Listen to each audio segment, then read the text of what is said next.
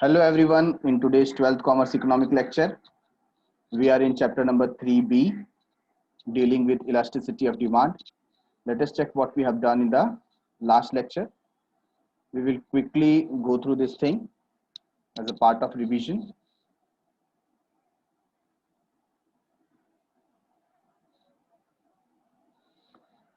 So, we studied types of price elasticity of demand, and in that particular thing we have 5 types. How many? 5 types. The first one is perfectly elastic demand. What do you mean by elastic? We can postpone it. That means if there is change in price, there is infinite change in the quantity demanded. तो जब हम बात करते हैं perfectly elastic, है ना, तो आपका जरा सा चेंज अगर प्राइस में होगा या चेंज नहीं भी होगा तो क्वांटिटी डिमांड को क्या कर सकता है, इन्फिनाइट वे में वो अफेक्ट कर सकता है. So when a slight or zero change in price brings about an infinite change in the quantity demanded of the commodity, it is called perfectly elastic demand. But in reality ऐसा case नहीं होता. इसको theoretical concept समझा जाता है. ठीक है, इसका ये इक्वेशन है, percentage change in quantity demanded divide by percentage change in price will give you infinity. Okay, तो एक्स एक्सिस पे डिमांड कर्व, वाई एक्सिस पे प्राइस, और यहाँ पर हमें जो डिमांड कर्व मिलता है वो कैसा मिलता है, हॉरिजॉन्टल इन नेचर. तो डिमांड यहाँ पर बढ़ती जा रही है but price is constant, price is constant. ठीक है, तो हमें मिलता है यहाँ पर perfectly elastic demand, horizontal curve. Next is perfectly inelastic demand. Inelastic मतलब there is no change in demand, demand में कोई चेंज होता नहीं है. When a percentage change in price has no effect on the quantity demanded of that commodity, it is called perfectly inelastic demand. ठीक है, तो यहाँ पर elasticity of demand is equal to 0. ये भी रेयर सिचुएशन है, ऐसा भी सिचुएशन हमको जल्दी देखने मिलता नहीं. तो यहाँ पर भी हम एक्स एक्सिस वाई एक्सिस बनाएंगे और यहाँ पर जो हमें कर्व मिलता है कैसा मिलता है, हॉरिजॉन्टल. दैट मीन्स प्राइस में फॉल हो सकता है, अप एंड डाउन हो सकते हैं, बट डिमांड में कोई चेंज नहीं हो रहा है. ठीक है, तो elasticity of demand is equal to 0. और यहाँ पर कर्व कैसा आ गया, vertical curve. Number 3, unitary elastic demand. Same proportionate, जितना चेंज प्राइस में हुआ उतना ही चेंज क्वांटिटी डिमांडेड में. ठीक है, so when the percentage change in price leads to a proportionate change in quantity demanded of the commodity, then the demand is said to be unitary elastic demand. इसमें जो curve हमें मिल रहा है आप देख रहे हैं कि ओरिजिनल प्राइस और क्वांटिटी जहां पर मार्क करते हैं प्राइस के फॉल होने की वजह से उतना ही चेंज किस में मिल रहा है, क्वांटिटी डिमांडेड में. तो ये डिमांड कर्व हमको यहाँ पर मिलता है. आप देख सकते हैं दोनों का जो लेंथ है वो सेम है, डिस्टेंस जो है वो सेम है. तो यहाँ पर elasticity of demand equal to 1 मिलता है और रेक्टेंगुलर हाइपरबोला कर्व ये जनरेट होता है. ठीक है, sloping downwards rectangular hyperbola curve.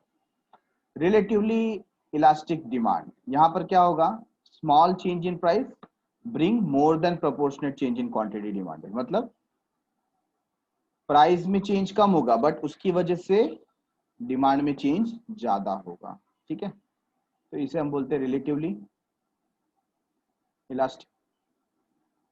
तो यहाँ पर कर्व क्या हो रहा है देखो, तो P से P1 पे प्राइस क्या हुआ, फॉल हुआ, तो Q से Q1 पे डिमांड गया, तो देयर इज मोर चेंज. ठीक है, तो ये डिस्टेंस देखिए P से P1 और ये डिस्टेंस जो है Q से Q1 ये ज्यादा है कि नहीं, more than the demand, sorry more than the price.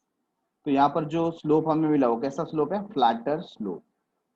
Okay, so it will be called as relatively elastic demand where elasticity of demand is more than 1. Then the last one, relatively inelastic demand. Inelastic demand का मतलब क्या होता है, आपके price में ज्यादा change होगा but demand में उसका असर बहुत कम होगा. ठीक है, तो when a percentage change in price leads to less than proportional change in quantity demanded, मतलब क्वांटिटी डिमांड में बहुत कम चेंज आया. ठीक है, तो यहाँ पर कर्व आपको मिलता है स्टीपर स्लोप एंड प्राइस जो है देखिए P से P1 पे आया बट डिमांड Q से Q1 तक ही बढ़ा. तो ये जो डिस्टेंस है P से P1 का ये ज्यादा है, जबकि Q से Q1 का डिस्टेंस कम है, राइट। तो स्टीपर स्लोप हमें मिलता है यहाँ पर relatively inelastic demand where elasticity of demand is less than 1. अभी मेथड्स देख रहे हैं हम लोग, methods of measuring price elasticity of demand. तो कौन कौन से मेथड हैं? तो एक यहाँ पर 3 मेजर मेथड हम ले रहे हैं, जिसमें से पहला है रेशियो और परसेंटेज मेथड। ये तीनों ही मेथड किसने दिए हैं? प्रोफेसर अल्फ्रेड मार्शल ने दिए, ठीक है। So according to this method elasticity of demand is measured by dividing the percentage change in demand. किससे किसको डिवाइड करना है? Percentage change in demand, quantity demanded divide by percentage change in price. ये formula को लेकर के चलते हैं, जहां पर आपको एक एग्जांपल दिया था कि कैसे आपको वर्कआउट करना है। सिचुएशन ए जहां पर हमारा प्राइस है 20 और क्वांटिटी डिमांडेड है 10 किलोग्राम, और सिचुएशन बी एक चेंज सिचुएशन में जहां पर प्राइस इंक्रीज हो गया 20 से 25 पर और क्वांटिटी डिमांडेड क्या हो गया 10 से 9 हो गया, ठीक है। तो चेंज कितना मिला आप माइनस करके देखेंगे, तो दोनों के बीच का जो डिफरेंस है बी माइनस ए क्या मिल रहा है 5 और यहाँ पर मिल रहा है 1, ठीक है। तो परसेंटेज चेंज, इसका अगर हम परसेंटेज निकाले तो change in price divide by original price मतलब 5/20, और यहाँ पर change in quantity divided by original quantity तो 0.1 डिवाइड बाय 10, ठीक है ना। और इसको फॉर्मूला में जब हम अडॉप्ट करते हैं तो हमें मिलता है 0.4। तो 0.4 इज व्हाट? लेस देन 1, एक से कम है, गेटिंग इट। तो इस तरीके से हम वर्कआउट कर सकते हैं। तो जब इलास्टिसिटी ऑफ डिमांड एक से कम हो तो ऐसे इलास्टिसिटी ऑफ डिमांड को हम बोलेंगे रिलेटिवली इनइलास्टिक, ओके। नेक्स्ट है टोटल एक्सपेंडिचर मेथड। इसके अंदर हम प्राइस चेंज होने के पहले का टोटल एक्सपेंडिचर देखते हैं और प्राइस चेंज होने के बाद का। तो दोनों एक्सपेंडिचर को क्या किया जाता है? कंपेयर किया जाता है। Just like this in table आप देख रहे हैं सिचुएशन ए जो है, इसके अंदर पहले हमारा टोटल खर्चा होता था 60, जो खर्चा बढ़ करके अब कितना हो गया 100। तो यहाँ पर हमारा जो एक्सपेंडिचर है इंक्रीज हुआ, तो हम लेंगे elasticity of demand is more then 1, तो बोलेंगे रिलेटिवली इलास्टिक डिमांड है। सिचुएशन बी में क्या हुआ? पहले एक्सपेंडिचर 120 होता था और प्राइस चेंज होने के बाद भी कितना हो रहा है? 120 हो रहा है। तो इलास्टिसिटी ऑफ डिमांड क्या है? इक्वल टू 1, तो यूनिटरी इलास्टिक डिमांड। और सिचुएशन सी में क्या हो रहा है? पहले हमारा स्पेंड हम करते थे 100 रुपीज और अब हम कितना स्पेंड कर रहे हैं? 60 रुपीज। तो elasticity of demand is less then 1, that means relatively in elastic demand. ऐसा सिचुएशन क्रिएट हो रहा है, इस तरीके से हम मेजर कर सकते हैं। थर्ड पॉइंट है पॉइंट मेथड और जियोमेट्रिक मेथड। इसमें lower segment divided by upper segment हम करते हैं। तो हम एक यहाँ पर चार्ट ले लेते हैं जिसके अंदर जो हमारा डिमांड कर्व है उसको हम एक्सटेंड कर देते हैं towards X axis and Y axis. तो जहां पर वो टच हो रहा है उस पॉइंट पे, है ना, जहां पर वो वाई को टच होता है तो हम इन्फिनिटी काउंट करते हैं, और जहां पर वो एक्स को टच हो रहा है वहां पर हम इलास्टिसिटी ऑफ डिमांड 0 काउंट करते हैं, ठीक है। रिमेनिंग 3 पॉइंट्स को हम यहाँ पर कैलकुलेट करते हैं अकॉर्डिंगली। तो यहाँ पर आप देखते हैं अपर सेगमेंट को कंपेयर करके लोअर सेगमेंट से, तो उसका जो डिवीजन है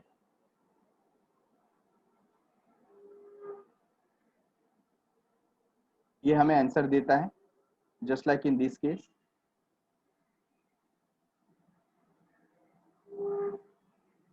So first one, at point P the point elasticity is measured at, तो point P पे जो point P है यहाँ पर आप देख रहे हैं जो लोअर सेगमेंट है पी बी, ठीक है ना, डिवाइड बाय पी ए, तो उससे हम डिवाइड करते हैं पी ए से, तो दोनों इक्वल है एक्चुअली। तो 4/4 इट गिव्स अस 1, तो यूनिटरी इलास्टिक हो गया।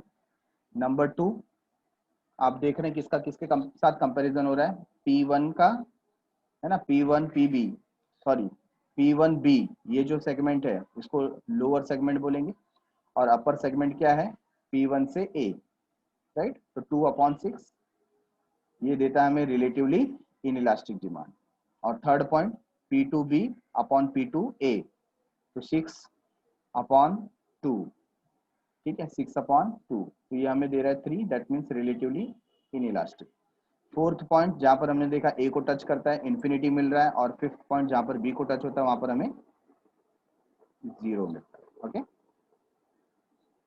फिर आ जाता है जहां पर नॉन लीनियर डिमांड कब है। नॉन लीनियर को भी वैसे ही करेंगे, हम एक वहां पर ड्रॉ करेंगे टेंजेंट। ये टेंजेंट ड्रॉ करने के बाद जैसे हम पहले करते थे उसी तरीके से हम इसको लोअर सेगमेंट और अपर सेगमेंट में डिवाइड करेंगे। ठीक है, और आंसर हमें यहाँ पर इस तरीके से मिलेगा। If EB is equal to EA तो unitary elastic, EB is more than EA तो क्या होगा, रिलेटिवली इलास्टिक, और EB is less than EA तो क्या मिलेगा, रिलेटिवली इनइलास्टिक डिमांड। तो ये लास्ट लेक्चर में हमने रिवाइज किया था। Let us move towards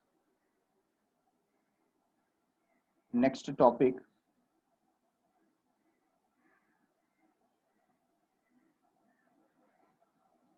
page number 33, page number 33 पे। अब जब हमको इलास्टिसिटी ऑफ डिमांड क्या है, उसके टाइप्स क्या हैं, मेजरमेंट के टाइप क्या हैं, ये सारी बातें समझ में आ गई।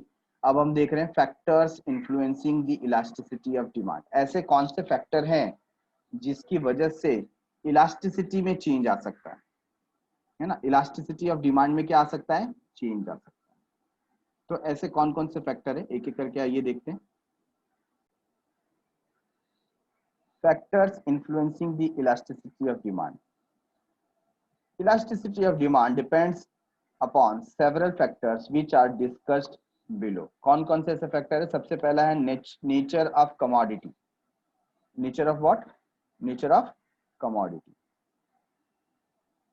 By nature we can classify commodities as necessaries, comforts and luxury of goods, है ना। हमने ये पहले ही देखा कि नेचर के रूप में हम हमारी कमोडिटी को 3 टाइप्स में डिवाइड कर सकते हैं। एक तो नेसेसिटीज जो जरूरत की चीजें हैं, और दूसरा कंफर्ट आरामदायक, और तीसरा लग्जरी लुफ्त उठाते हैं जिसका मजा लेते हैं, है ना। Demand for necessaries like food grains, medicine, text book etcetera is relatively inelastic. तो इसको इनइलास्टिक के कैटेगरी में रखा गया है, बराबर है। And for comforts and luxury goods like car, perfume, furniture etcetera demand is relatively elastic. इनके लिए डिमांड कैसा होता है, इलास्टिक। मतलब कल को अगर इसका प्राइस आप बढ़ा देते हैं तो लोग वेट कर सकते हैं, वो लोग डिमांड को पुश कर देंगे कि ठीक है अभी परचेस करने की जरूरत नहीं है, ठीक है। But in case food grain, medicine, इसका प्राइस बढ़ भी जाता है तो भी लोगों को परचेस करना पड़ता है, तो रिलेटिवली इनइलास्टिक होता है। तो यहाँ पर हमको ध्यान देने वाली बात कौन सी है कि in the case of necessities, है ना, जो नेसेसिटीज है उनका डिमांड रिलेटिवली इनइलास्टिक होता है, और जो कंफर्ट एंड लग्जरीज है उनका डिमांड रिलेटिवली इलास्टिक होता है। Okay,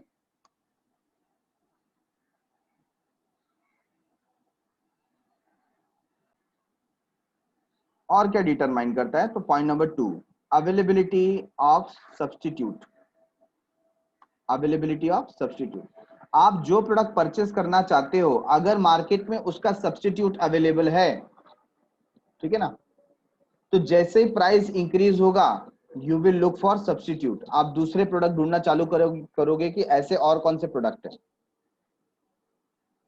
so demand for a commodity will be more elastic if its close substitutes are available in the market. अगर मार्केट में उसके क्लोज सब्स्टिट्यूट है, लोग एक की जगह दूसरे को लेने के लिए तैयार हैं। फॉर एग्जाम्पल, आप अभी तक कोलगेट से ब्रश करते थे, कोलगेट जो टूथपेस्ट है उससे ब्रश करते थे, बट कोलगेट वाले ने सपोज प्राइस इंक्रीज कर दिया, तो आपके पास बहुत सारे ऑप्शन है। You can go for Dant Kanti Patanjali, you can go for Pepsodent, you can go for Dabur Lal Dant Manjan, है कि आपके पास बहुत सारे ऑप्शंस हैं। तो ऐसे प्रोडक्ट जिनके पास बहुत सारे सब्स्टिट्यूट के ऑप्शंस होते हैं उनका डिमांड कैसा होता है, इलास्टिक इन नेचर। कैसा होता है, इलास्टिक इन नेचर। मतलब यहाँ पर आपके थोड़े से प्राइस चेंज करने की वजह से डिमांड में काफी फर्क पड़ेगा। For example, lemon juice, sugarcane juice, etc. But commodities having no close substitute. But ऐसी commodity जिनके substitute market में available नहीं है, उनका डिमांड कैसा होगा, इन इलास्टिक। जैसे देखो यहाँ पर सॉल्ट के लिए डिमांड दिया, demand for salt is inelastic in nature. Getting it everyone? तो अगर कमोडिटी अवेलेबल है, कमोडिटी का सब्स्टिट्यूट अवेलेबल है, ठीक है ना, मार्केट में, तो डिमांड क्या हो जाता है? इलास्टिक। क्या हो जाता है? इलास्टिक, मोर इलास्टिक। और अगर सब्स्टिट्यूट अवेलेबल नहीं है तो inelastic demand. Done? Number 3, number of usage. अगर ऐसा कमोडिटी है जिसको आप बहुत तरीके से यूज कर सकते हैं, ठीक है ना, तो उसका डिमांड कैसा हो जाएगा? Less elastic. Single use goods have a less elastic demand. तो जो सिंगल यूज गुड्स रहता है उसका डिमांड कैसा रहता है? Less elastic. इन इलास्टिक तो नहीं बोल सकते, बट लेस इलास्टिक। बट ऐसा प्रोडक्ट जो मल्टी यूज होता है, multi use goods have more elastic demand. For example coal, electricity et cetera, तो इनका डिमांड कैसा होता है? इलास्टिक इन नेचर, है ना। तो अगर आप इसको क्या करते हैं, प्राइस बढ़ा देते हैं, तो इनकी डिमांड में काफी फर्क आएगा। Okay, next is habits. अगर किसी चीज की आपको हैबिट है, ऑब्वियसली कोई चीज के लिए आप एडिक्टेड हैं, तो उसका प्राइस भले कुछ भी हो। जैसे देखो, जो चेन स्मोकर रहते हैं उनको हमेशा स्मोकिंग के लिए क्या चाहिए? सिगरेट चाहिए। तो आप 2 रुपए की सिगरेट का 20 रुपए कर दो ना, तो भी वो क्या करेंगे? परचेस करेंगे। ठीक है, बीच में देखो कोरोना पीरियड में जो लोग टोबैको कंज्यूम करते हैं, एक प्रोडक्ट आता है टोबैको में, ओम पुड़ी,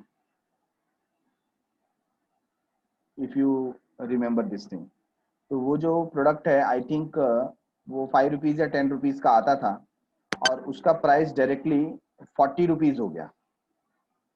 तो भी लोग क्या कर रहे थे? उसको परचेस कर रहे थे। सोचिए, तो जिसको हैबिट है, जो एडिक्टेड है, उनके लिए डिमांड क्या हो जाता है? इन इलास्टिक हो जाता है। प्राइस कुछ भी हो, they are ready to purchase it. So habit make demand for certain goods relatively inelastic. For example, addicted goods or drug etc. तो इसमें आप अल्कोहल है, सिगरेट्स है, टोबैको है, जो भी एडिक्शन का है चीजें, उसके लिए आप इस पर्टिकुलर पॉइंट को यूज कर सकते हैं। ठीक है। Number 5, durability. वो प्रोडक्ट कितना चलेगा, उसके ऊपर भी डिपेंड करता है। प्रोडक्ट कितना चलेगा, क्या वो पेरिशेबल है? So the demand for the durable goods, किसकी बात कर रहे हैं? Durable goods is relatively elastic. क्यों इलास्टिक? अरे बाद में खरीदेंगे तो भी चलेगा, क्यों? ऐसे भी वो खराब नहीं होने वाला। For example furniture, washing machine etcetera. Demand for perishable goods is in elastic. But जो पेरिशेबल गुड्स है ना, जो जल्दी खराब हो जाते हैं, उनके लिए डिमांड क्या हो जाता है? In elastic. जैसे मिल्क है, वेजिटेबल है। और एक तरीके से इनका जो इन इलास्टिक होना, इस पे भी डिपेंड करता है, क्योंकि ये नेसेसिटीज में आता है। मिल्क, वेजिटेबल, है ना, फूड के पार्ट में आते हैं, जरूरी भी है। तो पेरिशेबल होने के अलावा ये फूड के कैटेगरी में भी आते हैं, hence it is inelastic in nature. Complementary goods. Which goods? Complementary goods. अब कॉम्प्लीमेंट्री गुड्स क्या होता है? कॉम्प्लीमेंट्री गुड्स का मतलब यहां पर हो जाता है, एक गुड्स आपने परचेस किया तो दूसरा भी साथ में लेना पड़ता है। जैसे आपको बताया था, कार लिया तो पेट्रोल, पेन है तो रिफिल, है कि नहीं। The demand for a commodity which is used in conjunction with other commodity, जो दूसरे किसी कमोडिटी के साथ में यूज किया जाता है ना। जैसे आपने सिलाई मशीन लिया तो आपको जो थ्रेड है वो तो लेना पड़ेगा। To satisfy a single want is relatively inelastic. कोई सिंगल वांट को सेटिस्फाई करना है तो क्या हो जाता है? इनइलास्टिक हो जाता है। For example, a fall in price of mobile handset may leads to rise in the demand for SIM card, है ना। मतलब अगर मोबाइल हैंडसेट का प्राइस कम हुआ तो लोग ज्यादा से ज्यादा सेलफोन परचेस करेंगे। जितना ज्यादा सेलफोन परचेस करेंगे उतना ज्यादा सिम कार्ड भी परचेस होगा, हाँ या ना? Getting it? तो यहाँ पर वही एग्जांपल दिया कि अगर हैंडसेट के प्राइस में फॉल होता है तो automatically there will be a rise in demand for the sim card. Okay, so point number 7, income of the consumer, income of the consumer, consumer के इनकम पे कैसे डिपेंड करता है। Demand for a goods is usually inelastic, अगर किसी goods का demand कैसा हो, इनइलास्टिक हो, यूजुअली तो इनइलास्टिक है, ठीक है। किसके बारे में बात कर रहे हैं, point number 7, income of the consumer. So demand for a goods is usually inelastic if the consumer has high income, consumer का इनकम कैसा, हाई इनकम, मतलब इनइलास्टिक कैसा हो जाएगा, प्राइस कुछ भी होने दो। अभी देखो अनियन का प्राइस, जहां पर अनियन 20-30 रुपीज पर किलोग्राम मिलता था, अगर वो प्राइस इंक्रीज होकर 60 रुपीज चले जाए, 100 रुपीज चले जाए, तो भी जो हाई इनकम कैटेगरी वाले लोग हैं, क्या वो अनियन कंज्यूम करना छोड़ देंगे? Answer is no. हाँ, जो पुअर फैमिलीज हैं, जो मिडिल क्लास लोग हैं, वो लोग भले छोड़ दें, they will not buy it. Why? Because price has increased. But जो हाई इनकम ग्रुप है, उनको ये सब चीज से कुछ फर्क नहीं पड़ता, प्राइस बढ़ रहा है, क्या हो रहा है, ठीक है, any which way they are going to buy. The demand pattern of a very rich and an extremely poor person is rarely affected by significant change in the price. देखो दोनों जगह की बात की है, very rich and extremely poor. अभी जो बहुत ज्यादा रिच है, उसके पास इतने पैसे हैं, वो कुछ भी खरीद लेगा, प्राइस कुछ भी होने दो। और जो एकदम ही पुअर है, वो पहले भी नहीं खरीदता था और अभी भी नहीं खरीदेगा, भले आप प्राइस कम कर दो तो अभी भी वो खरीदने वाला नहीं है, तो उसको भी कुछ फर्क नहीं पड़ता है, प्राइस बढ़ रहा है या कम हो रहा है, demand will remain same due to the income. किसकी बात करें यहाँ पर, हाईली रिच और एक्सट्रीमली पुअर, उसके बारे में बात करें कि उनको डिमांड के बारे में, प्राइस के बारे में कुछ फर्क पड़ता नहीं। ओके, 7 के बाद नंबर 8, अर्जेंसी ऑफ नीड। देखो जितना अर्जेंट चीज होगा ना, उतना इनइलास्टिक हो जाएगा, चाहिए ही चाहिए, है ना। कुछ इमरजेंसी आ गई तो आप उसके डिमांड को पोस्टपोन कर सकते नहीं हो। Urgency of need, goods which are urgently needed will have relatively inelastic demand, उनका क्या हो जाता है, इनइलास्टिक डिमांड हो जाता है, relatively inelastic. For example medicine, luxury goods which are less urgent have relatively elastic demand, vice versa बताया। ऐसे आइटम्स जो लग्जरी है, ऐसे प्रोडक्ट, ऐसी कमोडिटी जो लग्जरी है, लेस अर्जेंट है, अभी उतनी जरूरत नहीं है, तो उनका डिमांड कैसा हो जाता है, रिलेटिवली इलास्टिक डिमांड, है ना, लोग उनकी डिमांड को पोस्टपोन कर देते हैं। बट जहां पर मेडिसिन की बात है, तो लोग इसको पोस्टपोन करते नहीं, अर्जेंट है, ठीक है। Point number 9, time period, depend upon time period. Elasticity of demand is always related to period of time, हमेशा पीरियड ऑफ टाइम से वो रिलेटेड होता है। It varies with the length of time period, generally speaking longer the duration of the period, greater will be the elasticity of demand and vice versa। तो यहां पर क्या बता दिया है, आपका पीरियड कितना लंबा है, बराबर है, जितना लंबा ड्यूरेशन होगा उतना इलास्टिसिटी ऑफ डिमांड क्या होगा, फ्लेक्सिबल, ठीक है ना, इलास्टिक होगा। This is because the consumer can change the consumption habit in a long run in the favor of cheaper substitute of the commodity। तो धीरे धीरे कस्टमर क्या कर सकता है, उसका जो हैबिट है उसको चेंज कर सकता है। तो किस ड्यूरेशन की बात कर रहे हैं यहाँ पर, टाइम पीरियड किसकी बात कर रहे हैं, जैसे नेक्स्ट कंजम्पशन की, है ना। Elasticity of demand is always related to period of time, it varies with the length of time period, generally speaking longer the duration of period, greater will be the elasticity of demand। For example आप कोई एक particular product purchase करते हो, जैसे मैंने fridge purchase किया, तो इसका नेक्स्ट परचेस कब होगा, मे बी आफ्टर 10 ईयर्स, 10 साल के बाद अगला फ्रिज में परचेस करूं जब वो खराब हो जाएगा, है ना। सेलफोन, मैंने सेलफोन परचेस किया, तो कब परचेस करूंगा नेक्स्ट सेलफोन, हो सकता है आफ्टर 3 ईयर्स, आफ्टर 4 ईयर्स, है कि नहीं। तो जितना लंबा ड्यूरेशन होता है, डिमांड उतना क्या हो जाता है, इलास्टिक हो जाता है, क्योंकि हमें टाइम मिल जाता है अपने हैबिट को चेंज करने का, बराबर है। तो ये 10 पॉइंट्स हमने देखे, nature of commodity, availability of substitute, number of usage, habits, durability, complementary goods, income of the consumer, then we have time period and urgency of needs. Getting it? तो ये 9 ऐसे फैक्टर्स हैं जिनकी वजह से इसका जो इलास्टिसिटी है, वेदर इन इलास्टिक और elastic, it depends upon all this 9 factors.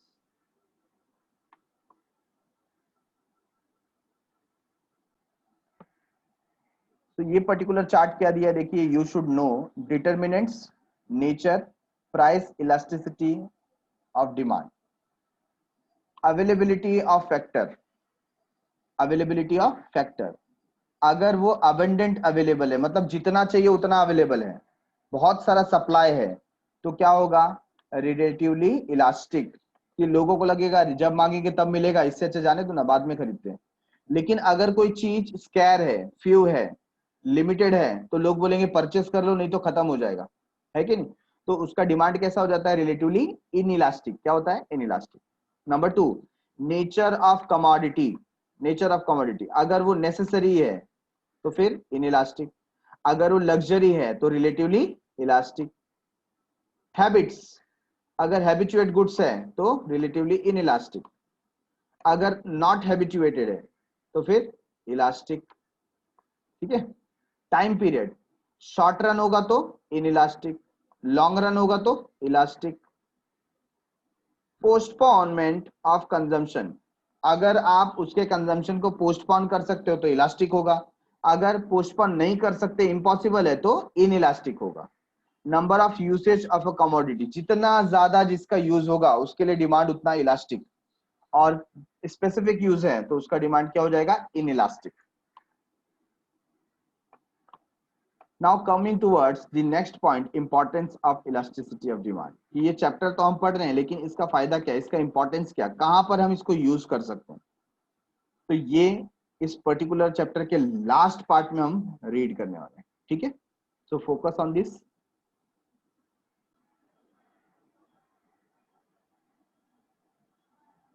Importance of elasticity of demand, तो किसके लिए ये इंपॉर्टेंट है? The concept of elasticity of demand is of great importance. तो ये हम पढ़ तो रहे हैं, लेकिन पढ़ने का फायदा क्या है, किसके लिए फायदा है? तो किसके लिए है? प्रोड्यूसर हो, फार्मर हो, वर्कर हो और गवर्नमेंट हो, इन सब के लिए ये इलास्टिसिटी ऑफ डिमांड जानना जरूरी होता है। Lord Keynes consider this concept to be the most important contribution of Alfred Marshall. तो लॉर्ड केन्स जो हैं, ये भी इकोनॉमिस्ट हैं, और इन्होंने बताया कि अल्फ्रेड मार्शल ने ये जो पर्टिकुलर कंट्रीब्यूशन दिया, किसका, इलास्टिसिटी ऑफ डिमांड का, ये बहुत ही बड़ा contribution. Significance of the concept become clear from the following application. तो इसका जो इंपॉर्टेंस है, इसके एप्लीकेशन से हमको समझ में आता है। तो देखो, प्रोड्यूसर के लिए क्या फायदा है, ऐसा पर्सन जो मैन्युफैक्चरर है, जो गुड्स को प्रोड्यूस करता है, तो every producer has to decide the price of his product. हर एक जो मैन्युफैक्चरर है, हर एक जो सप्लायर है, उसको अपने प्रोडक्ट का प्राइस डिसाइड करना होता है। क्या डिसाइड करना होता है? Price at which he has to sell it, ऐसा प्राइस जिसपे वो बेचे। For this purpose elasticity of demand become important. तो उसको मालूम होना चाहिए कि उसके प्रोडक्ट का इलास्टिसिटी कितना है। अगर प्रोडक्ट इन इलास्टिक है ना, तो वो उसका हाई प्राइस भी चार्ज कर सकता है, क्योंकि उसको मालूम है प्राइस बढ़ाने पे भी लोग परचेस करेंगे। लेकिन अगर उसका प्रोडक्ट इलास्टिक है, तो उसको प्राइस के साथ ज्यादा प्ले नहीं करना चाहिए, ज्यादा कम ज्यादा उसको नहीं करना चाहिए, क्योंकि वो जरा सा प्राइस में चेंज करेगा तो ह्यूज डिमांड चेंज हो सकता है। हाँ, उसको अगर बढ़ाना है, उसको अगर क्या करना है, इंक्रीज करना है अपना सेल, तो प्राइस को क्या कर सकता है, रिड्यूस कर सकता है, अगर उसका प्रोडक्ट इलास्टिक डिमांड वाला। बराबर है? If the demand for a product is relatively inelastic, he will fix up a higher price। अगर inelastic प्रोडक्ट है तो ज्यादा प्राइस लगाएगा, अगर इलास्टिक है तो प्राइस कम रखना पड़ेगा। The concept of elasticity of demand is also useful to a monopolistic to practice price discrimination। तो जो मोनोपोलिस्टिक है या मोनोपोलिस्ट पर्सन रहता है, जिसके प्रोडक्ट का कोई सब्स्टिट्यूट नहीं है, तो उसके हिसाब से वो प्राइस रख सकता है, क्योंकि उसको मालूम है कि उसका प्रोडक्ट मार्केट में बिकने वाला ही है। तो अगर वो ज्यादा भी चार्ज करे तो भी लोग परचेस करेंगे। Getting it?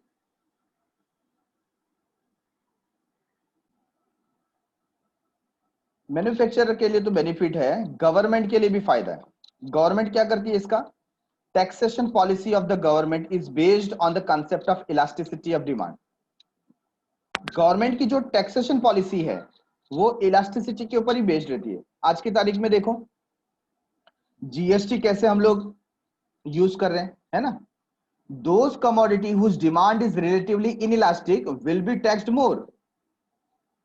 ऐसा कमोडिटी जिसका डिमांड रिलेटिवली इनइलास्टिक है ना? नेसेसिटीज को छोड़ दो, उसके अलावा जो भी जैसे एडिक्शन वाली चीजें हैं, for example cigarettes, tobacco, alcohol, ये सब के ऊपर वो हाई टैक्स चार्ज कर रहे हैं। क्यों? क्योंकि उनको मालूम है कि पब्लिक पैसा देने वाली ही है कि नहीं? Because it will not affect their demand much and vice versa. क्योंकि इसकी वजह से, ज्यादा टैक्स लेने की वजह से इसके डिमांड में ज्यादा इफेक्ट नहीं आएगा। तो गवर्नमेंट के लिए फायदे वाली चीज है।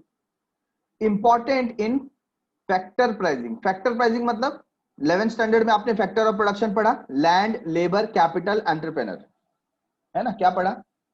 Land, labour, capital, entrepreneur. ये हमारा क्या है? फैक्टर प्राइसिंग, फैक्टर्स है।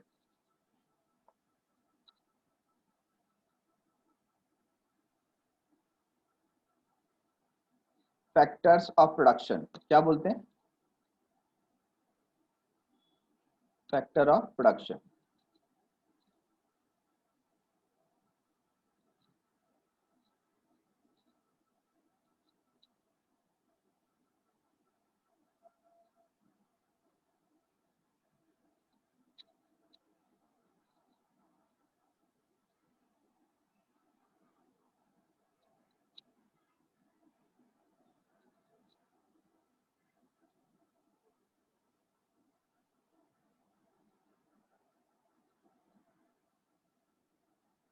फैक्टर्स ऑफ प्रोडक्शन ये आपने पढ़ा हुआ है, जिसमें क्या आ जाता है? लैंड, लेबर, कैपिटल,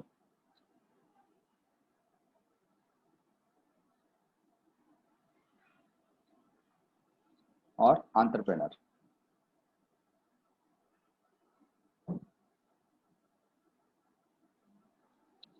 ठीक है ना? तो फैक्टर प्राइसिंग, फैक्टर प्राइसिंग किसको बोलते हैं? हम लैंड को क्या पे करते हैं? रेंट। लेबर को क्या पे करते हैं? वेजेस। कैपिटल को क्या पे करते हैं? इंटरेस्ट। और एंटरप्रेन्योर को क्या पे करते हैं? प्रॉफिट। तो किसको कितना देना है ये डिसाइड किया जा सकता है ना? लैंड को कितना रेंट पे करना है, लेबर को कितना वेजेस पे करना है, कैपिटल को कितना इंटरेस्ट पे करना है, एंटरप्रेन्योर को कितना प्रॉफिट पे करना है। तो ये जो फैक्टर प्राइसिंग है, what does it mean? Rent, wages, interest and profit. ठीक है?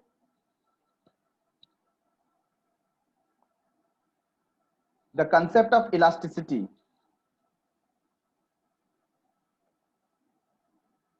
the concept of elasticity of demand is useful in determination of factor price. Factor price determine करने में बहुत useful है। The factor of production for which demand is relatively inelastic, ऐसा factor of production जिसके लिए demand relatively inelastic है, can demand a higher price. Suppose हमारा कोई लेबर है, ऐसा कोई वर्कर है, कौन है? वर्कर जो बहुत अच्छा काम करता है कि नहीं? तो कल को हमको धमकी भी दे सकता है कि मेरा सैलरी बढ़ाओ, मेरा वेजेस बढ़ाओ, नहीं तो मैं जा रहा हूं। क्यों? क्योंकि उसको मालूम है उसका जो वर्क है वो क्या है? इनइलास्टिक है, मेरे जैसा कोई काम कर ही नहीं सकता है। तो वो क्या करेगा? अपना वेजेस बढ़ाएगा, है कि नहीं? तो हम भी डिसाइड कर सकते हैं भाई उसका कितना इंपॉर्टेंस है। क्या उसका वर्क रियली इनइलास्टिक है, उसको कोई रिप्लेस नहीं कर सकता? अगर ऐसा है तो हमको ज्यादा वेजेस पे करना पड़ेगा।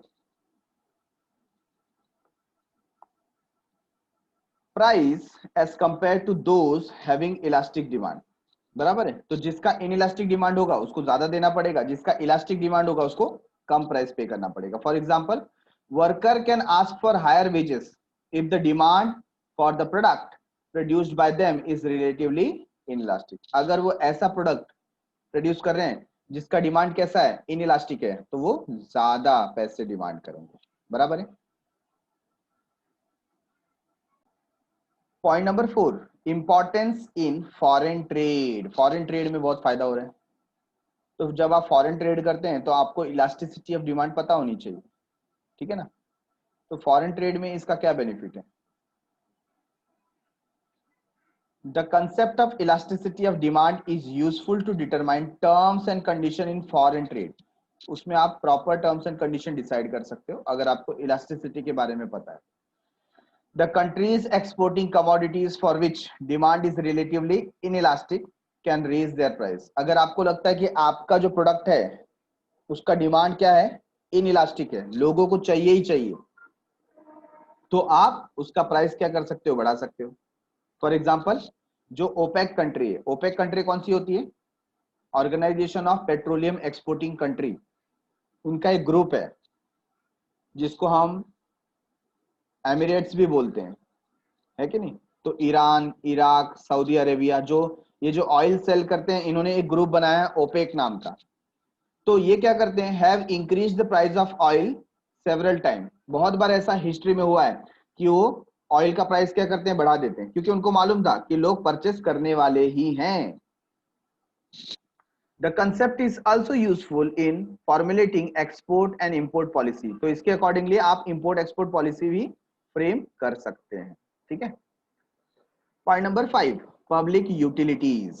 Public utilities. In the case of public utilities like railways, which have an inelastic demand, government can either subsidize or nationalize them to avoid consumers exploitation. तो ऐसी चीजें जो पब्लिक यूटिलिटीज के काम आती हैं, गवर्नमेंट उसको क्या कर सकती है, नेशनलाइज कर सकती है, ताकि उसमें कोई प्राइवेट सेक्टर एक्सप्लॉइटेशन ना कर सके. है ना. देखो, पहले इलेक्ट्रिसिटी क्या थी, पब्लिक सेक्टर में आता था. आजकल तो फिर अभी रिलायंस वाले ने लिया, फिर उसके बाद अदानी ने टेक ओवर कर लिया. तो धीरे धीरे प्राइवेटाइजेशन हो रहा है और धीरे धीरे जो इलेक्ट्रिसिटी का बिल है वो इंक्रीज होते जा रहा है कि नहीं. तो फिर गवर्नमेंट क्या करती है, जहां पर पब्लिक यूटिलिटीज है, जैसे रेलवेज है, तो रेलवेज उसको मालूम है प्राइवेट हाथों में चला गया तो क्या हो जाएगा, महंगा हो जाएगा, क्योंकि इसका डिमांड कैसा है, इनइलास्टिक है. तो गवर्नमेंट ने क्या किया, उसको अपने हद में रखा है. बशर्ते अभी धीरे धीरे बात फैल रही है कि रेलवे को भी गवर्नमेंट क्या करने वाली है, प्राइवेट करने वाली है. तो उन्होंने एक प्राइवेटाइजेशन एक जगह पर स्मॉल डिस्टेंस के लिए किया था और वो सक्सेसफुल भी रहा है, काफी अच्छा रेवेन्यू वहां पर जनरेट हुआ.